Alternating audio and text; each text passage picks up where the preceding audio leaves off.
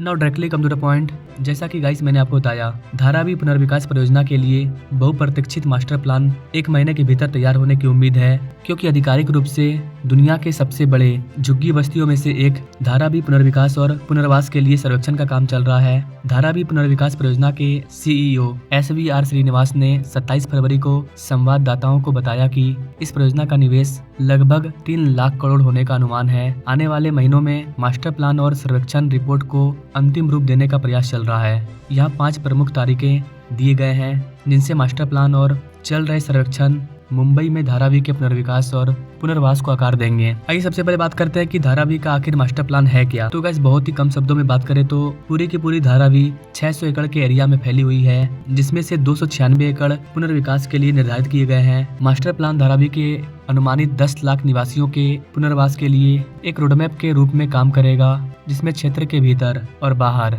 आवासीय, वाणिज्यिक और औद्योगिक स्थानों को एकीकृत किया जाएगा। अब अगर बात करें कि धारावी के मास्टर प्लान की आवश्यकता क्यों है, तो गाइस अधिकारियों के अकॉर्डिंग NMDPL धारावी के लगभग 10 लाख निवासियों के पुनर्विकास में 25,000 करोड़ रुपये से अधिक का निवेश करेगी। इसमें आवासीय भवनों, वाणिज्यिक स्थानों और औद्योगिक इकाइयों में पात्र आवासों के पुनर्वास की योजना बनाना शामिल है। इसके अलावा अधिकारियों को पात्र और अपात्र दोनों प्रकार के आवासों को समायोजित करने के लिए आवश्यक सहायक बुनियादी ढांचा विकसित करना होगा। मास्टर प्लान एक रणनीतिक रोडमैप के रूप में काम करेगा, जो इस बड़े पैमाने पर पुनर्विकास परियोजना की योजना और निष्पादन का मार्गदर्शन करेगा। अब अगर बात करें कि धारावी पुनर्विकास के लिए कितना निर्माण कार्य प्रस्तावित है, तो क्या हिंदुस्तान टाइम्स की रिपोर्ट के अकॉर्डिंग धारावी पुनर्विकास परियोजना का टारगेट 10 करोड़ वर्ग फुट पुनर्वास संरचनाओं और 14 करोड़ वर्ग फुट बिक्री योग्य संपत्ति का निर्माण करना है। पुनर्वास इकाइयों के निर्माण में अनुमानित 25,000 करोड़ का निवेश किया जाएगा।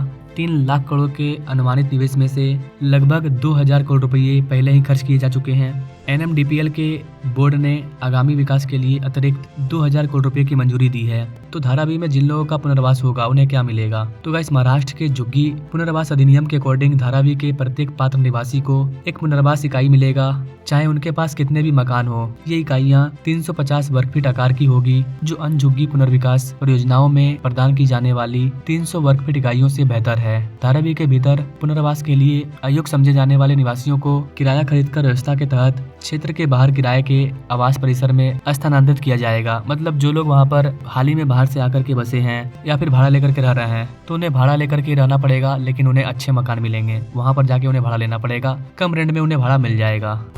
तो ओवरऑल देखा जाए तो एक तरफ संरक्षण का भी काम चल रहा है, धारावी का मास्टर प्लान भी तैयार है और धारावी में ग्राउंड लेवल पर वर्क भी स्टार्ट हो चुका है। जमीन का भूमि का अधिग्रहण किया जा रहा है, उन्हें पैसा दिया जा रहा है और रेलवे की भूमि पर ग्राउंड लेवल पर कंस्ट्रक्शन वर्क भी स्टार्ट होने जा रहा है। तो ओवरऑल देखा जाए तो धारावी का काम काफी तेज गति से आगे बढ़ रहा है। अभी महाराष्ट्र में नई गवर्नमेंट बनी है, जो इस वाले प्रोजेक्ट को काफी आगे लेकर के जाएगी और 5 साल में काफी ज्यादा काम हमें होता हुआ नजर आएगा। बाकी धारावी डेवलपमेंट को लेकर के कोई और अपडेट आएगी तो उस पर मैं अपडेटेड वीडियो लाऊंगा। बाकी मिलेंगे अपने लोग अगले वीडियो में, तब तक के लिए जय हिंद।